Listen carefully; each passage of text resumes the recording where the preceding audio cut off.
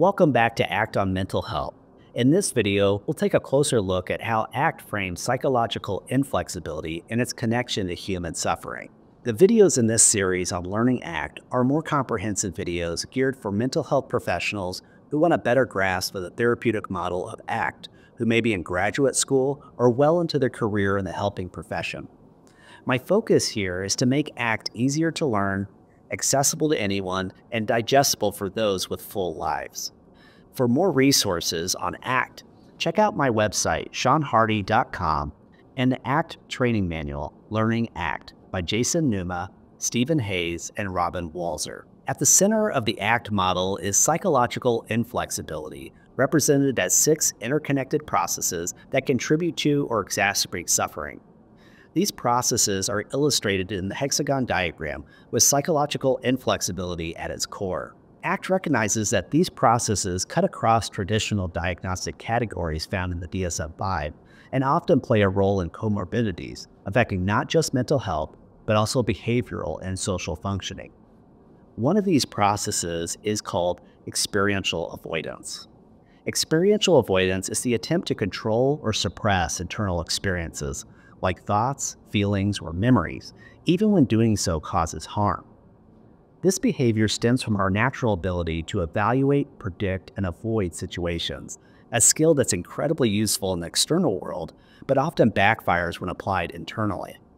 For example, imagine trying to avoid a negative thought by saying, "Don't think about X." The very act of specifying X makes it pop up in your mind. Think of trying not to picture a lake, or a baby, or a puppy. The same logic applies to emotions. Telling yourself don't feel anxious often brings anxiety to the forefront of your mind.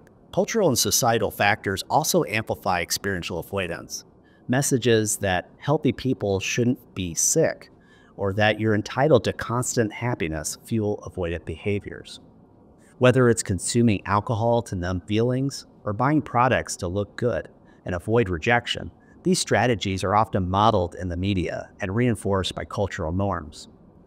Unfortunately, these short-term fixes tend to worsen the problems in the long run, leaving people stuck in rigid and shrinking lives. Even the mental health field can unintentionally contribute to this.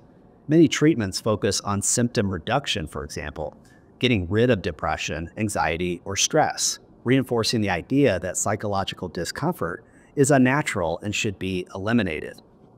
This perspective feeds the feel-good culture where the goal becomes avoiding pain rather than living a meaningful life.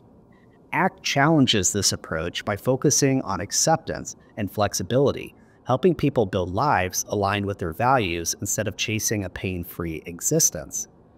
Cognitive fusion is a central concept in ACT, and it describes how we can get so caught up in our thoughts that they dominate our actions and overshadow other important sources of information. They're right here. In essence, it's when the content of our thinking blends so completely with reality that we treat our thoughts as literal truths instead of just thoughts. So let's break it down. The word fuse comes from the Latin root meaning to pour. Imagine your thoughts and reality being poured together like lemon, water, and sugar, becoming lemonade. When this happens, we stop recognizing that our thoughts are just constructs, and we treat them as absolutes.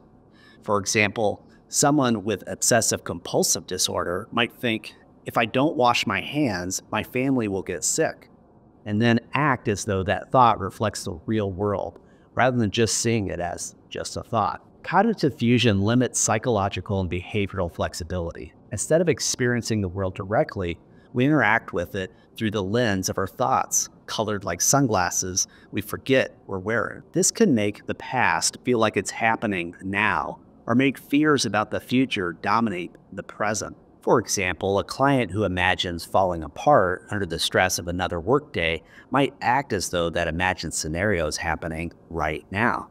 They might withdraw from their colleagues, or show up late, or oversleep, or avoid work entirely. The thought, "I'll fall apart," becomes a controlling force, overshadowing all other possible responses, like asking for help or breaking tasks into smaller steps. Our culture adds to this problem by reinforcing the idea that thoughts are causes. Now think about how often we justify our actions with statements like, I stayed in bed because I was depressed, or I didn't go because I was afraid. We treat these private events, thoughts and emotions, as literal causes of behavior, as if they're absolute truths. And this leads to an overemphasis on controlling or eliminating these experiences, which only strengthens their grip on us. From a young age, we're taught that uncomfortable feelings are problems to fix. How often have you heard phrases like, don't cry, or stop being afraid? These messages suggest that emotions themselves are dangerous and must be controlled. But in reality, the more that we try to control or eliminate these private experiences, the more power that they gain, driving us further into rigid patterns of behavior. Cognitive fusion is a key reason why psychological inflexibility develops. And ACT aims to break this cycle by teaching us how to step back from our thoughts and see them as just thoughts, and respond in ways that are aligned with our values rather than being controlled by mental chatter. Now, life happens in the present moment, doesn't it? It's the only place where we truly exist. Yet so often our attention gets pulled away to conceptualize past or future. We ruminate on the past mistakes or worry about what's ahead, instead of being in touch with the here and now. This disconnection is a problem because it's keeping us from what's actually happening right now, around us and within us. We lose touch with our feelings, thoughts, and sensations in the moment. This lack of awareness can even manifest as alexithymia, a difficulty recognizing or understanding our own emotions. When past experiences or future fears dominate our attention, our behavior becomes rigid and repetitive, controlled by old habits and reactions. We miss out on the new possibilities, and our actions are guided more by autopilot than intentional choice. For example, daydreaming can replace meaningful action, or overanalyzing small hurts can block intimacy and connection in the present.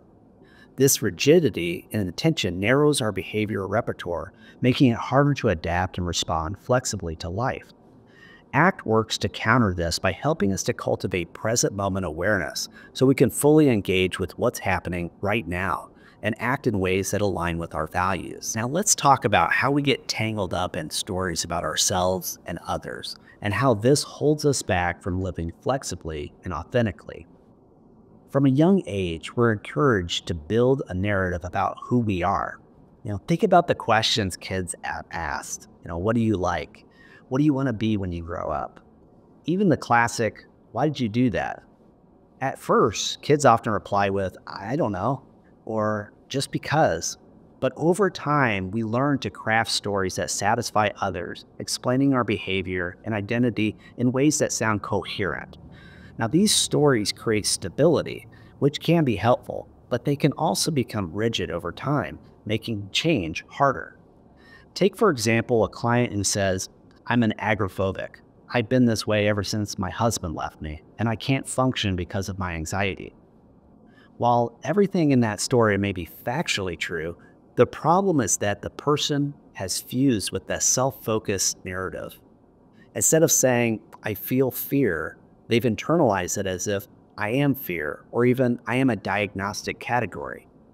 The story becomes a cage, and any possible solution outside of it feels invalidated or impossible. And it's not just about how we see and conceptualize ourselves. We also create stories about others, evaluating, judging, and categorizing their intentions, feelings, and actions. These conceptualized others can lead to stereotypes, prejudice, and misunderstanding in relationships. When we're caught up in these stories, it's harder to empathize or respond flexibly to the people around us. Now, ultimately, these rigid stories about ourselves and others block our ability to form caring, cooperative relationships. ACT helps us to take a step back from these narratives, recognizing them as stories, not absolute truths, and help to connect more authentically. Now, values are a compass that point us to a meaningful life and guide our actions. They're not just goals to check off a list, but chosen qualities of being and doing that reflect the kind of person that we want to be and the life that we want to live. Unlike goals, values aren't something to be judged or evaluated. Instead, they're the standard by which we evaluate everything else. Choosing values isn't always a logical process either. It's not about making a pros or cons list or picking what seems right. It's about creating and committing to what truly matters to you, even if it's not the easiest or most comfortable path. The problem is when people are stuck in experiential avoidance, avoiding pain, fear, or discomfort, they struggle with connecting with their values and feel painful to care deeply for those around us with a history of loss, regrets, and failures. For example, someone in a chaotic or unpredictable environment may avoid constructing valued futures with others as a way to shield themselves from more disappointment. This avoidance weakens or suppresses their ability to verbalize and pursue what truly is important to them. ACT works to help individuals reconnect with their values, breaking through avoidance to build a life that reflects what they truly care about most. When we're stuck in patterns of fusion, avoidance, or attachment to a rigid self-story, it becomes difficult to build habits of value-based actions. Instead of committing to meaningful, long-term goals, we often fall into impulsivity or rigid persistence, chasing short-term rewards like feeling good, being right, or protecting our sense of self. This focus on immediate relief, whether it's from anxiety, depression, or self-doubt, can take over our lives. It's like spending all your energy sharpening an axe, but never using it to chop wood and build a home you've always dreamed of. In the process, what truly matters, our values, take a back seat. When this happens, people often lose touch with the things that bring depth and vitality to their life, like pursuing meaningful work, fostering close relationships, maintaining healthy habits, or engaging in spiritual practices. Life becomes about surviving the moment rather than thriving in alignment with what we truly care about. ACT addresses this by helping individuals reconnect with their values and translate them into consistent, intentional actions. This shift creates a sense of purpose and vitality, allowing people to show up for their lives meaningfully in fulfilling ways. Now that you know the inflexibility model on which ACT is based, you're ready for a more advanced overview of each of the 6 core processes. Click the next video in our series, Learning ACT, to better understand the model and the 6 core processes of flexibility. To continue your journey to mastering ACT and enhancing your practice, connect with me through my website, seanhardy.com, or join the conversation by subscribing to my channel and commenting below. Thanks for joining me, and remember that your journey towards a more purposeful and mindful life begins with a single click.